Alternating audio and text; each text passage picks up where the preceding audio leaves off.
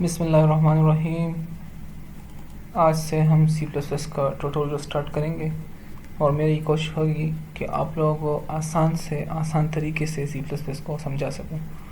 तो for example मैं new project start करता हूं तो सिंपल मैंने कंट्रोल एन प्लस करना है या यहाँ से आके आप न्यू पे क्लिक करके न्यू प्रोजेक्ट स्टार्ट कर सकते हैं।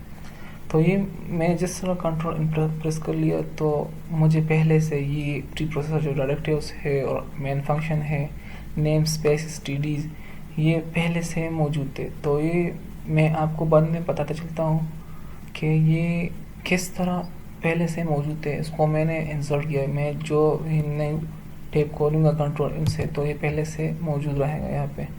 अभी मैं स्क्रीन को फॉर एग्जांपल डिवाइड करता हूँ तो कंट्रोल एम को प्रेस करके मैंने स्क्रीन को डिवाइड कर लिया। तो मतलब मेरा ये था डिवाइड करने का कि दोनों जगह पे ये चीज़ें पहले से आ गई है। अब मैं आता हूँ अपने फर्स्ट प्रोग्राम पे। तो जिस तरह आपको पता है कि hash include IO stream pre processor directive होते हैं, मतलब ये लाइब्रेरी आप ऊपर इसलिए इस्तेमाल करते हैं, इसको लाइब्रेरी भी कहते हैं और प्री प्रोसेसर डायरेक्टिव्स, ताकि नीचे आप जो प्रोग्राम या जो कोड लिख रहे हो वो काम कर सके। मतलब आपने ये प्री प्रोसेसर डायरेक्टिव ना दी हो और नीचे आप काम कर रहे हो, मतलब आप एक प्रोग्राम रन कर रहे हो, मतलब जो मैथ्स के फंक्शन जिस तरह होते हैं, तो आपका नीचे प्रोग्राम ठीक भी होगा, लेकिन अगर आपने ऊपर डायरेक्टिव्स प्री प्रोसेसर डायरेक्टिव्स नहीं दी होगी तो वो काम नहीं करेगा, क्योंकि इसमें पहले से मौजूद होता है इनपुट और I for input and output, O for output and stream is. जिस तरह हम मिसाल दे सकते हैं, फॉर एग्जांपल स्ट्रीम जिस तरह नदी होती है जिसमें फ्लो ऑफ वाटर होता है, मतलब same is this like that flow of input and output data and same name space std is a functionality that give a reference to the names and end main एक function होता है जो सब programme में ज़रूर होगा, मतलब एक फंक्शन तो एक प्रोग्राम में ज़रूर होगा, और इसके लिए हम एंड मेन पहले से लिख लेते हैं, क्योंकि end main C plus plus का एक मेन फंक्शन होता है। फॉर एग्जांपल जिस तरह आगे हम जाके फंक्शन भी समझेंगे कि फंक्शन क्या होते हैं, लेकिन अभी स्टार्ट है तो मतलब जो बिल्कुल बिगनर्स है उनको पता नहीं होता मतलब क्या फंक्शन क्या होते हैं। तो फॉर एग्जांपल उस पर जाने से पहले हमें कुछ चीज़ें यहाँ क्लियर करनी होगी, तब हम वहाँ पे जाके सीख सकेंगे। और इस कोर्स में मैं आपको सी प्लस प्लस के बेसिक्स, उसके एडवांस और ऑब्जेक्ट ओरिएंटेड के बेसिक और उसका एडवांस और डेटा स्ट्रक्चर समझाऊंगा। इसका पूरा एक प्लेलिस्ट बनाएंगे हम। तो चलिए स्टार्ट करते हैं अपना टाइम ज़ाय किए बगैर। फॉर एग्जांपल यहाँ पे मैं अपना फर्स्ट प्रोग्राम लेता हूँ, आप लोगों ने भी इस तरह देखा होगा, C8 हेलो वर्ल्ड। ओके, ये मैंने लिख लिया, मतलब मतलब मेरा यह था कि ये प्रोग्राम मैंने लिख लिया, लेकिन अगर मैंने ऊपर ये डायरेक्टिव ना दी हो तो ये नीचे काम नहीं करेगा, ये मुझे कुछ प्रिंट नहीं करेगा, क्योंकि अभी तो मैंने दिया है तो ये ज़रूर प्रिंट करेगा हेलो वर्ल्ड मुझे, क्योंकि कंप्यूटर को आप सही चीज़ देते हो तो आपको गलत रिजल्ट कभी नहीं देगा, लेकिन आप गलत चीज़ दोगे तो आपको गलत रिजल्ट पर देगा, रन भी नहीं होगा कुछ टाइम पे। अभी मैं लिखता हूँ C8 hello world and hair मैं लिखता हूँ आई एम फ्रॉम पाकिस्तान, तो मुझे क्या प्रिंट करेगा, hello world I am from Pakistan. लेकिन इसमें एक मसला है, मसला तो नहीं है खैर, मतलब मैं लिखता हूँ, मैं चाहता हूँ कि मैं इसको दूसरे लाइन में लिख दूँ, आई एम फ्रॉम पाकिस्तान को सिंपली मैं यहाँ पे एंड लाइन लिख दूँगा, एंड का मतलब ख़त्म, एंड लाइन।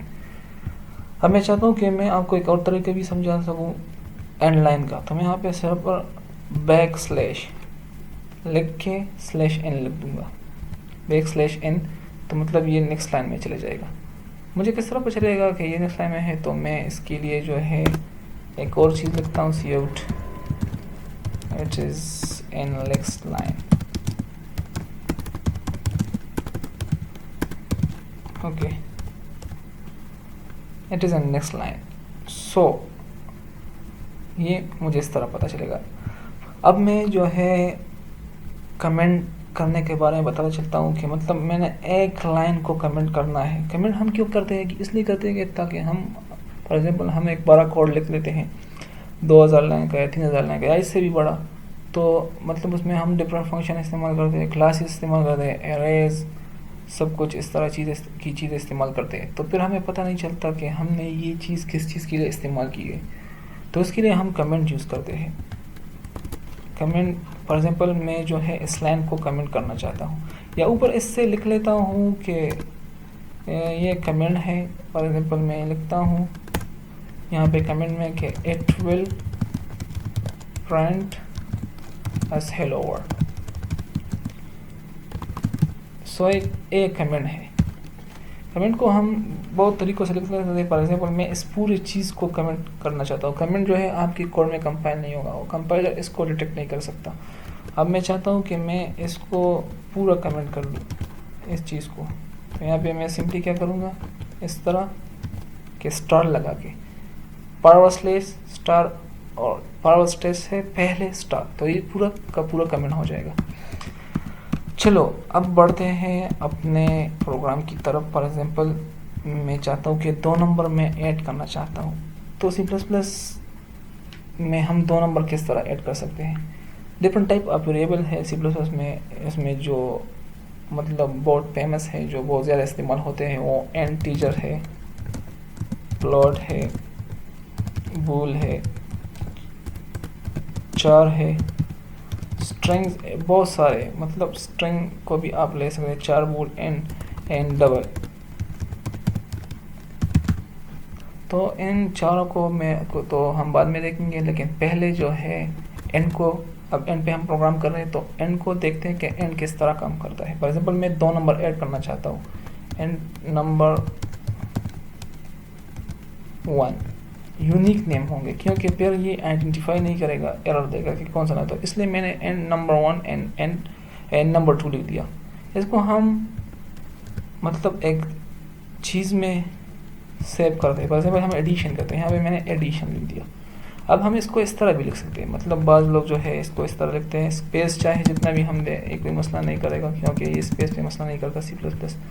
इसको हम बहुत तरीके से लिख सकते हैं। फॉर एग्जांपल ये मैंने लिख दिया एंड नंबर, यहाँ पे मैंने फुल सेमीकोलन डाल दिया। अब मैं इसको इस तरह लिख दिया एंड नंबर 2, यहाँ पे भी मैंने सेमीकोलन दे दिया, यहाँ पे मैंने लिख दिया एंड एडिशन। सो जिस तरह आपकी मर्ज़ी आप लिख सकते हो, मतलब, लेकिन उसमें जो है आपको कोड शार्ट होगा, मतलब आप जितना कोड शार्ट लिखेंगे और तो इतना अच्छा होगा, मतलब आपके लिए भी आसानी होगी और प्रोफेशनल भी लगेगा। For example number 2 and addition. So अब मैं क्या करता हूँ कि मैं एंड नंबर को यहाँ पे भी असाइन कर सकता हूँ वैल्यू। फॉर एग्जाम्पल मैंने 2 कर दी इसको, और इसको मैंने 3 कर दी, और मैं नीचे में आके एडिशन में क्या करता हूँ, addition is equal to number 1 plus number 2। So ये अब काम करेगा, लेकिन हमें कुछ प्रिंट नहीं होगा। वजह क्या होगी, क्योंकि हमने इस एडिशन को दोबारा सी आउट में कॉल नहीं किया है। तो मतलब इसको मैं क्या करता हूँ, सी आउट में कॉल करता हूँ किस तरह, सिंपल एडिशन लिख के। तो मुझे क्या रिजल्ट देगा, मुझे रिजल्ट देगा 5। ये आपको नज़र आ रहा है। लेकिन अब मैं इसको थोड़ा मॉडिफाई करता हूँ। फॉर एग्जांपल मैं लिखता हूँ कि द एडिशन, डबल कोट्स में, the addition of 2 numbers is equal to, is anything you can write here. So ये मुझे क्या लगेगा, the addition of 2 number is 5।